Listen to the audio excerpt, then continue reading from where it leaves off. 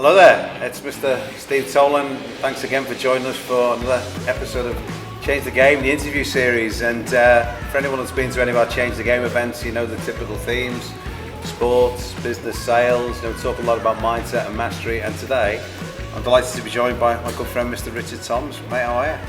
Good stolen, very well, mate. Thank you very much, mate. Thank you very much, mate. Stolen and co. It's a bit. Yeah, mate. It works, and it is my name. It is my name. And right. someone said to me before, whatever you do, don't change it. So, mate, I'm sticking with it. I'm going to stick with it. It works well. Thank you. Mate, I talk a lot about the 3 W's in kind of business, and rather than doing a long-winded kind of intro, mate, just tell us a little bit who you are, what are you going to talk about today, and kind of why is it important? Okay, well, who I am is, a guy who's sort of been through some ups and downs, knocks and success, and I attribute it a lot to my family and friends and the blokes I've played with. Yeah. And I had ups and downs, and resilience really did become a big part of my life, about selections, about even my work in sales. It was all part of it. Yeah. And why? Because I like to achieve. I like to grow within and grow within myself. Yep. And provide myself what I want, what I need, and opportunities. Thank you. And this place has got a few memories for me and you, hasn't it? It does, mate. It does. I don't know, I was telling the story, but if you remember, it went us back to 2021. Do you remember? We actually had a very famous shot when I was over there. Maybe a little bit slimmer than I was quite now, but I was in the fight camp. Remember those days? Dead right, mate. You did a wonderful thing by attributing the corporate fighter funds to my charity, Guns Out. Yeah. Spinal Foundation, and that was our sort of meeting together, and we went on a little journey for about 12 weeks while you got fit and healthy and bashed up. Yeah. Ready for your prize fight. Indeed. And it was great. I've got many fond memories, and one of the reasons, I guess, why I actually wanted this setting, because it takes me back there. But mate, it was great to meet you, and I've got to know you more kind of since then. I think, we talked about this before. We'll get into this in a second. Your professional kind of sport journey. I know you had a career in kind of sales, etc. Yes. Resilience is kind of quite key. And I think for me, over the years, you've been to the events that I do. Sport is the best example of mindset and mastery, right? If you don't believe you can do something, or the first sign of it's not going your way, you crumble, there won't be any coming back. And I'm always fascinated by this. If you talk about boxing, the same weight, the same weight class, why is it some people kind of do better than the other, right? It's skill, it's mindset. So I really appreciate you kind of being here with us today. But mate, you've spoken before at some of my kind of Change the Game events, etc. And I really love you just to kind of talk a bit about your kind of background, mate. You mentioned your kind of professional sports. So mate, if you could just give everyone a bit of a taste of kind of who you are, your background, because I know you accomplished some amazing feats in rugby. Yeah. Look. Sport was certainly a large part of my sort of teenage, early adult, through to I guess the early 30s. Sport was a big part of my life. But prior to that, I was not prior to that, but whole my life I've been a part of a family with 3 older brothers. There was 4 of us in 4 years. Yeah. So we were pretty close in age, obviously, but there was definitely a ranking system, and being the youngest of the 4 boys, I didn't like my ranking, And you went number 1, right? I always challenged. I always had the challenge, and don't worry, I don't think I ever got up the top of that tree. But there was, we used to play hard. And there'd be fights, and fights always led to one dominating over the other, and you didn't like that. But you'd always try to bounce back, and that was sort of through the, certainly infant years through until I was 10 and 12, and then and we moved from where I was in Gunnedah to Port Macquarie, and Dad took over as an abattoirs. Okay. And and what Dad used to do is get me and my 3 brothers up at 4 o'clock in the morning to go and load sheep and cattle. Wow. Like the dead ones, the Yeah. carcasses, Yeah. the forequarters, the hindquarters of Yeah. beef, Yeah. and load them onto a truck at 4 till 7 in the morning before school. Yeah, wow. And being a 12-year-old, these things were, they were probably the same weight as I was. Yeah. And I remember early days, it's like, I didn't have the strength, I didn't have I couldn't get the technique because I wasn't tall enough. And going outside these freeze rooms where you're getting these carcasses out, and sort of on the edge of crying because your hands are so cold, and but you had to get back in there, otherwise otherwise the boys would give you a hard time.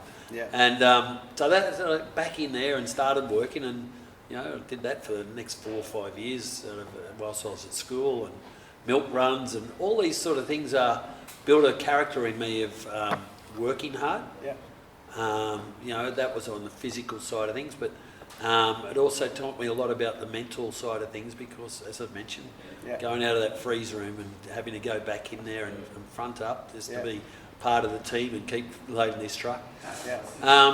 It taught me a lot and also built me up physically. I was sort of just above medium sort of height and weight, etc. But I had a lot of strength because of what the work I was doing, and that helped in my junior rugby and etc.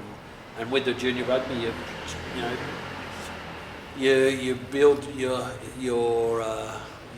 school career in rugby selections and build it up, and I realise that, and when I reflect on it, I was in some very successful sides, right up until even the '91 Wallabies and the '91 Waratahs, where we went through undefeated. Yeah. So that sort of upbringing certainly helped me in my sport. I also started out in sales in sports sales, trying to put sporting teams into hotel accommodations when they travel. Not good. Oh, it was tough. It was tough. It was, you just had to just keep fronting up and hope for the little chink in the armour. Yeah. So you could prise it open and weasel your way in there and offer them. Hopefully, what you offer is what they require. Yeah. That was the first sales job. Then I got into orthopaedics, and orthopaedics I was there for the next 15 years. Yeah, cool. Along with, and I was fortunate again because my early years of rugby as an adult were amateur.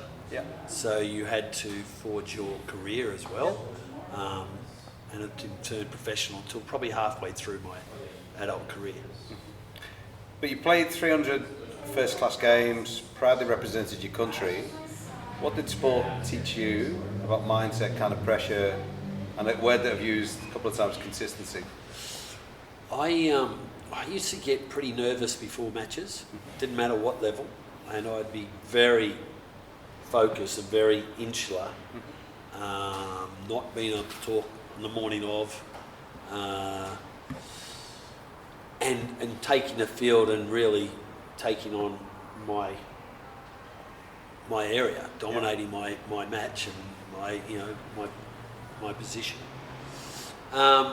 It's only in later years where I'd sort of let that fade out and start to take in a bit more around me prior to matches, and I think it helped me grow my peripheral vision as to talking, just loosening up. But you have to go through this program before you can start to really know yourself and what you.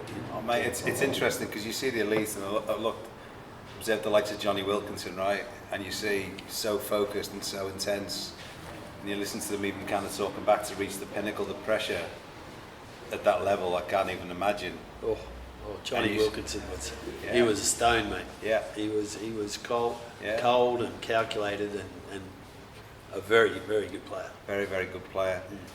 So you reached the peak, the pinnacle of rugby. When you think back to those days, tough tackling kind of back, how did kind of success and what you're achieving on the pitch, how did it kind of shape you or kind of benefit you off the pitch, right? Yeah. Well, it was fortunate I was in the right industry, to be honest. I was in orthopedics, dealing with, I was a product manager for total hip replacements.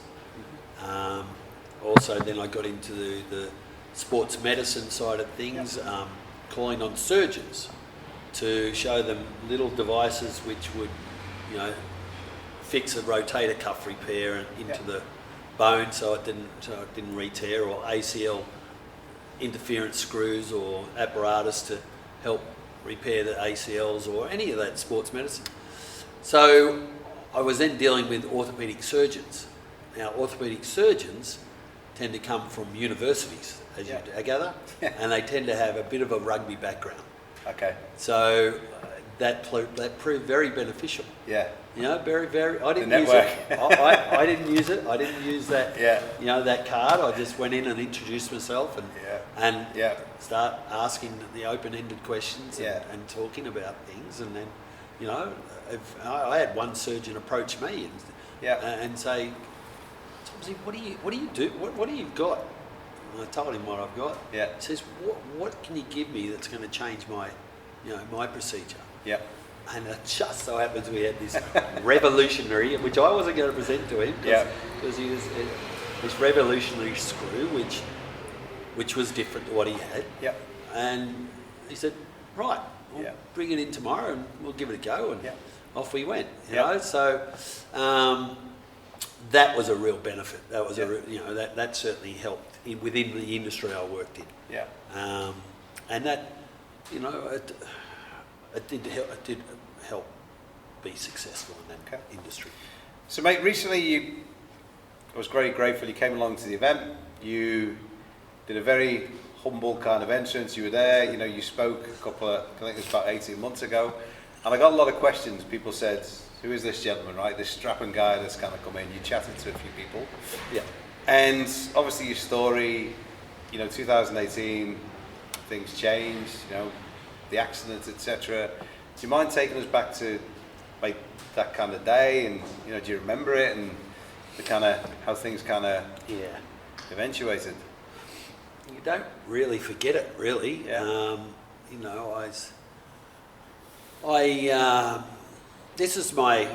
I played for 10 years in playing soccer, so I wasn't just new to the game or anything like that. But what I was new to was playing goalkeeper, because our other goalkeeper had broken his leg the week before. Yeah. That should have told me something that goes on in that position. But anyway, I had the feeling there, and there was a couple of balls crossed into the box, and I've gone out to punch the ball like this and realised it's quite open here. I'm quite exposed if anyone wants to sort of take a hit, but they don't generally, unless you're playing top level soccer or something like that. Well, it seems like I came up against a guy who still thought he was playing top level soccer. Right. And a ball was crossed into the box. It was bouncing over into the box. I went down, and the ball was down, and I went down very, halfway in a crouch position to field the ball. And I was confident, I was 100% it was going to be my ball. Whatever competition was there, it was coming to me first, and as goalie, so I took the ball. My defender, who was holding off the attacker or striker, he peeled off once I had the ball. The striker didn't realise how close he was, and unfortunately, the only way he'd get around me was go over the top of me. And as he went over, his knee clipped my forehead and knocked me back in a whiplash type motion, and straight into my back. And it didn't knock me out at all, but I knew pretty quickly that things weren't good. I couldn't move anything. My arms were in spasms, but nothing else was moving. So,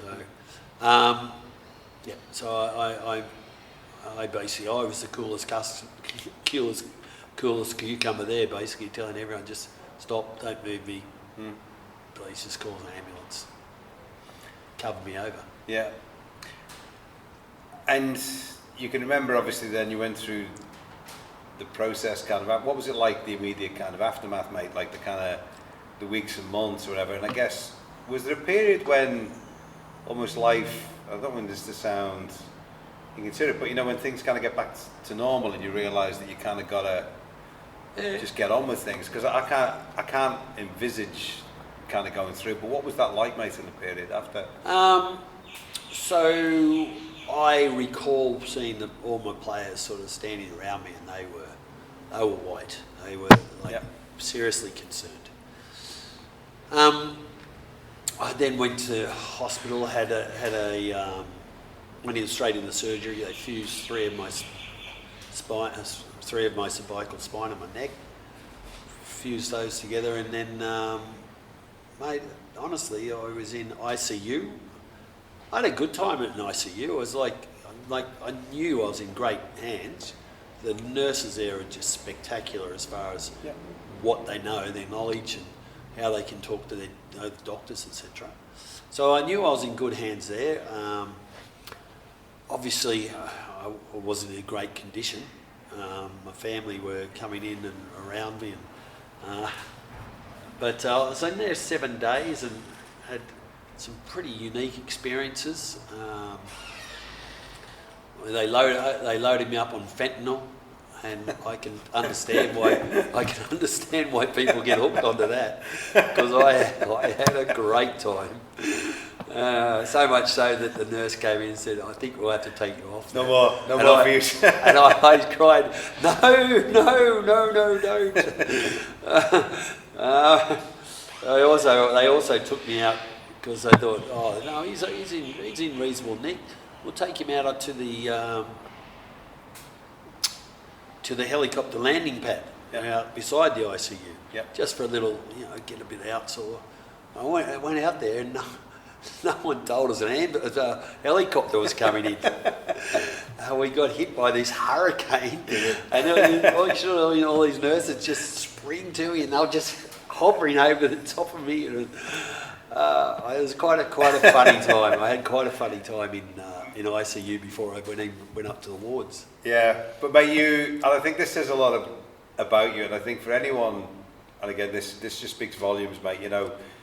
This is not a pity story, and I've known you and seen you kind of since, right? Your resilience, tenacity, and even the way that you're retelling the story, and I mean this is a huge kind of compliment. There's never been this kind of victim mentality with you, right? You kind of, which I think, and I've seen this in day to day with people, things haven't gone this way, I didn't get the promotion, or this, I didn't get the deal.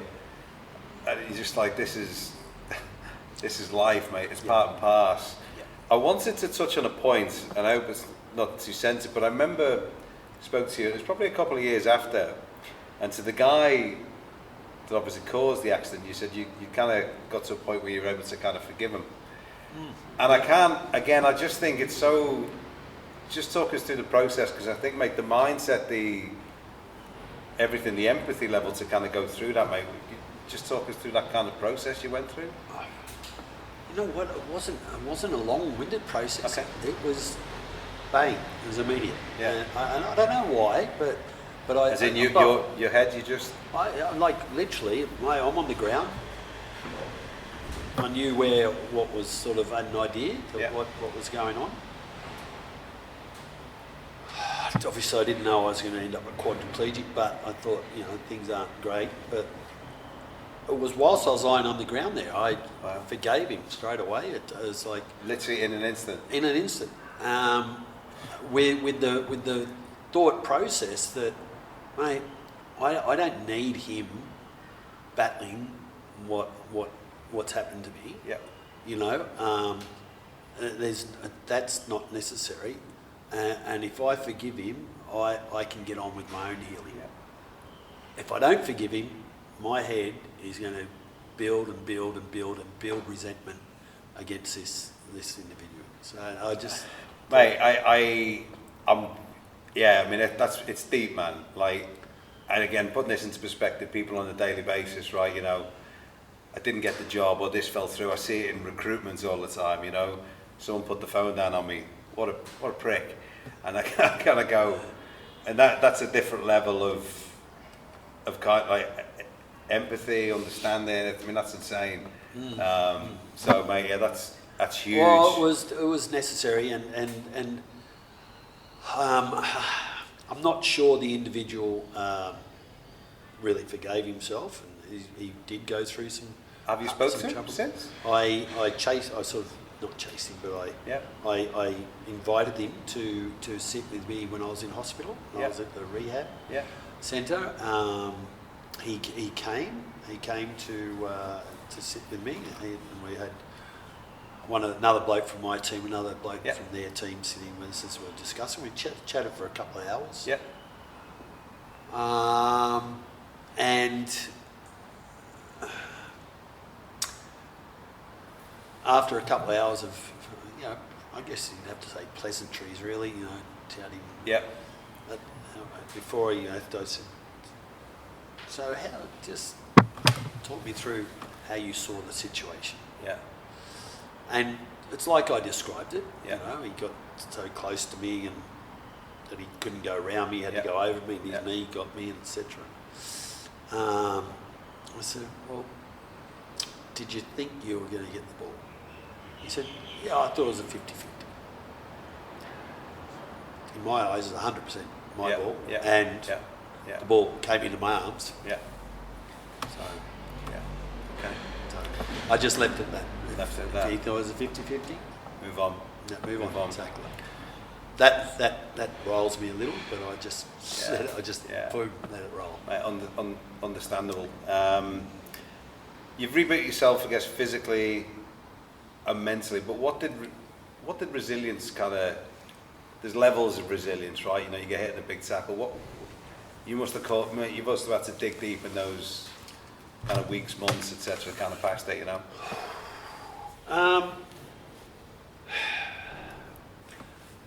There was. So I was in ICU for 7 days, I think. Then I went up to the wards at the hospital, to the spinal care ward. Yeah. And I think I was up there about 6 weeks, and you got physio every day. Yeah. You'd have your hour and you'd go through the physio. Yeah. And I would say to them, look, if there's anyone, doesn't want their hour, can you, give me a yell? Yeah. And there was people like, no, oh, I can't do it today. I'm too tired. I'm too this. Okay. I'll do it. Richard, you want to come on? Yes. Yeah. I'd go up there and I'd take their session and I'd do an extra hour. And, I was, that was in those early days, and then when I went out to Royal Rehab, which is the spinal cord recovery centre, rehabilitation centre, I was there for 6 months, which, believe it or not, is a short time. Yeah. And again, if anyone doesn't want their session, please give me a yell and I'll come and do it. I'll put the work in. Even to the stage where on a Saturday, they said, "Oh, we can't." One of the physios is a crook and they can't do it. So we're down to one physio and he doesn't have you for the session. I thought, well, blah blah, but this physio's in the gym and he's doing someone else. I can go in there and do my own exercises beside him, but he doesn't have to observe me. I got in there and he sort of said, no, look, you can't. And I said, well, I can. You've seen me. I can walk between those parallel bars. How about I'll stick to that. I won't do anything else. Well, okay. Right. So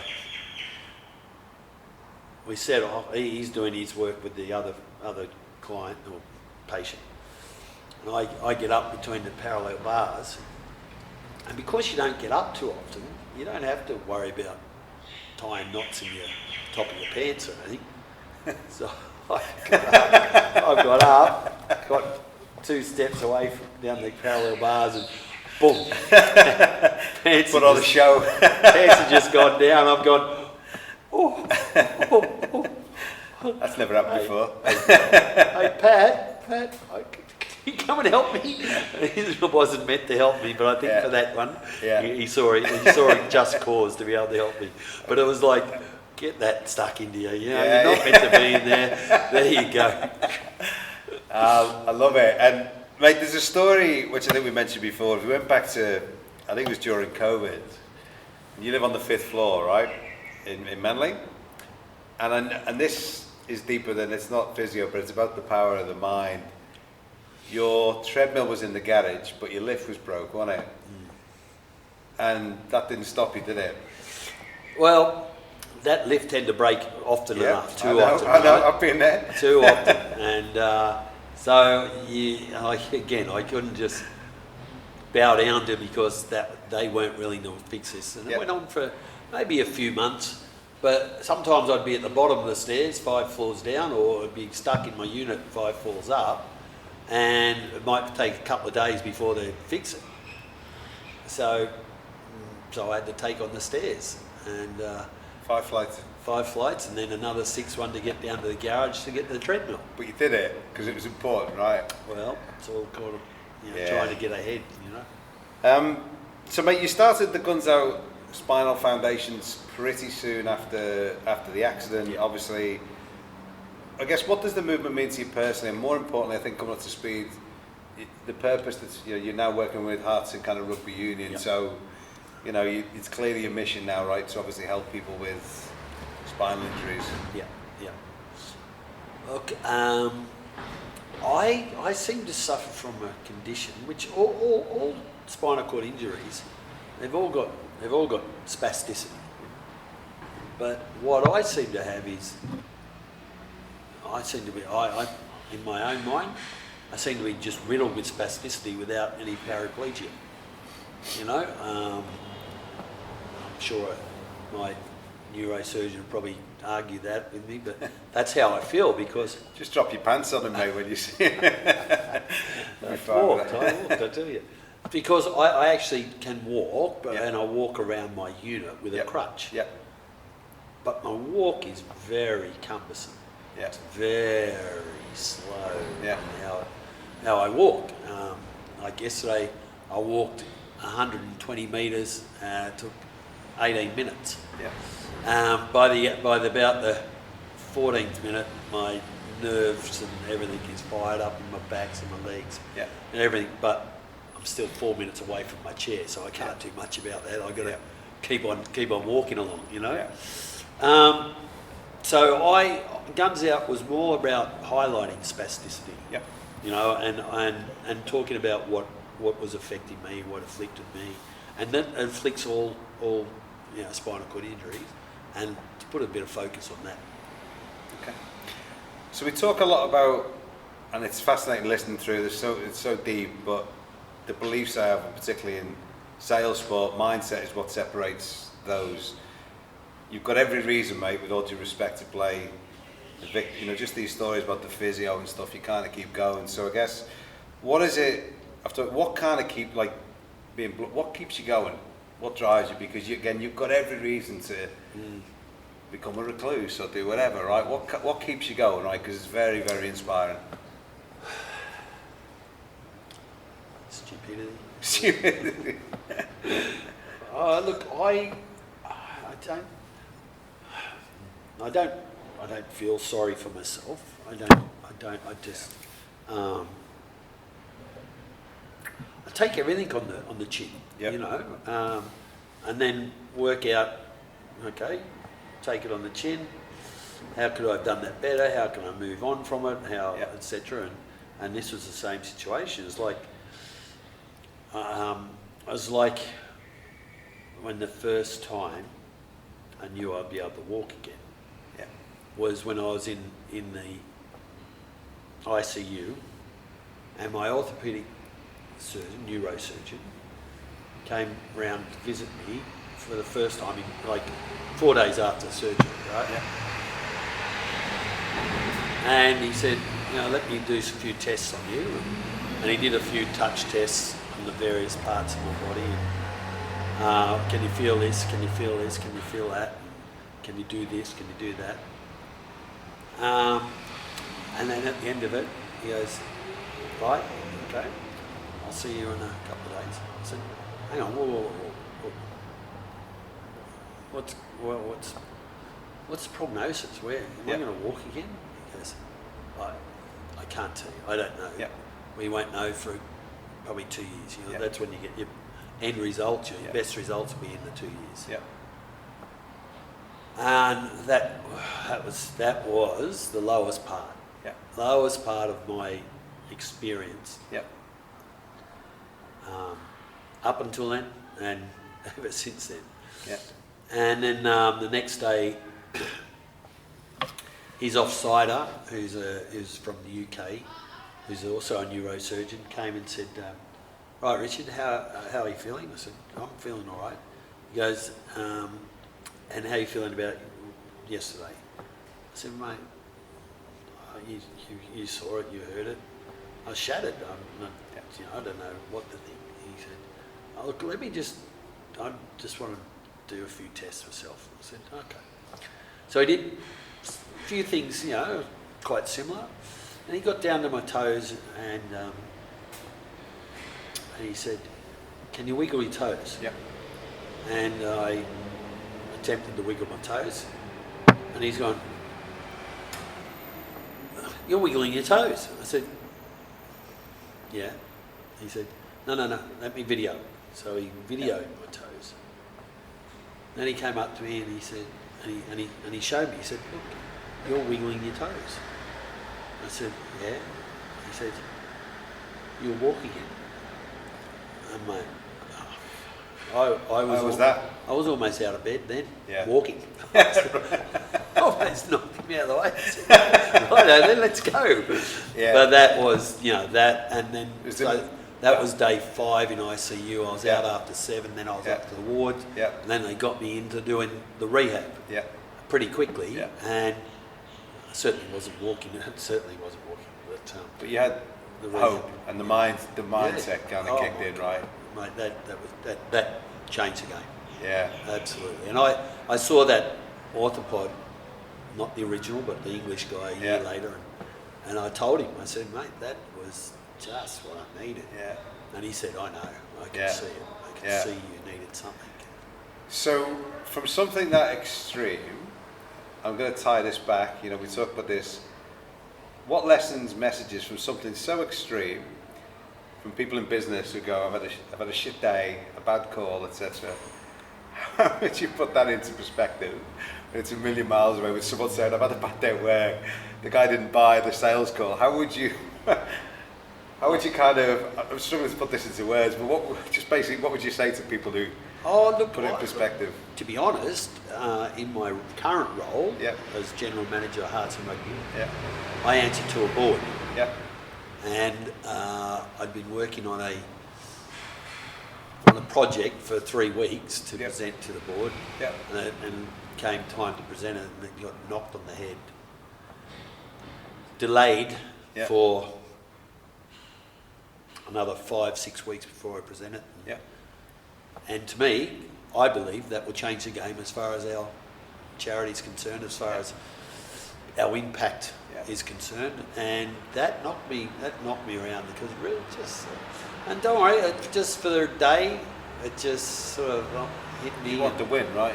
Well, I just feel that's a major piece of our charity. But anyway, I just had to think that they know better. Hopefully they know better, and I'll go back and see them in 6 weeks' time and present it to them then. And fingers crossed. And fingers crossed, yes. But I again, so for a day I had the wind knocked out of my sail. Yeah. Then sort of start working on another project, which is involved. Thank you. Mate, for those that don't know, you're working, right, aren't you? You travel. Tell us about your commute and what you're doing on a daily basis. What's it like?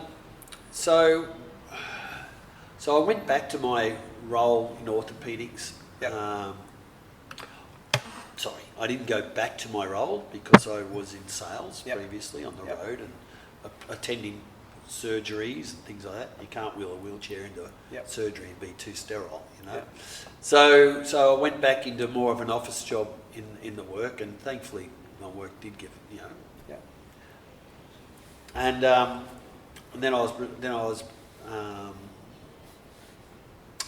approached to head up this charity Yeah.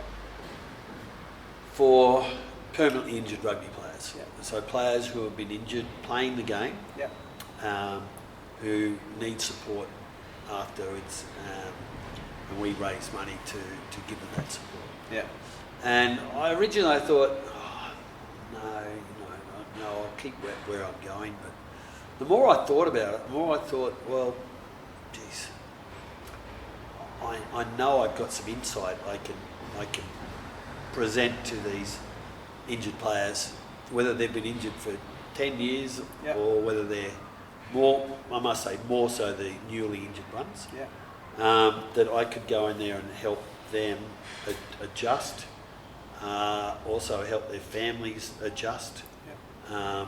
give them some sort of picture of, you know, what life's can be like, and just get them through that rough period. Yeah. And the rough period's not 6 weeks, it's not 6 months. Yeah. You know, it is a full like 5 years before there's a good adjustment. You know. Yeah. So I saw that as an opportunity to be able to give back to rugby, a game which gave me so much. You know, Yeah. it gave me a platform. It gave me so many friends and contacts and opportunities to travel. And even within this role, I travel interstate, but I also travel sort of overseas to conferences to get exchange of ideas, etc. Okay. So what's next? What's next? Because you're very goal orientated, you're stubborn, you like to Yeah, get well, stuff done. So what's next, man? well, as I said, this project which I wanted to pitch to the board and delayed we'll set our agenda Yep. for the next 3 years within the charity. Yeah. And I think that if I get it over the line, that it's going to be an exciting 3 years just within my work. Yeah. And I've got a good passion for that. Yeah. I certainly don't like, when injuries happen, but they unfortunately do, and we deal with it and we get on the front foot and hopefully provide them the support they need. Final couple of questions. How do you stay motivated today? And I guess, what would be a message to someone that's kind of feeling stuck or defeated? Reach out to your family or a friend. Express it to them. Express your frustrations, why you're down, why you can't move on. Just get it off your chest, and I think it's a weight shared is it will help you get through things. And finally, you touched on it a few times. What does change the game kind of mean to you, mate, now in life? Well, keep changing it.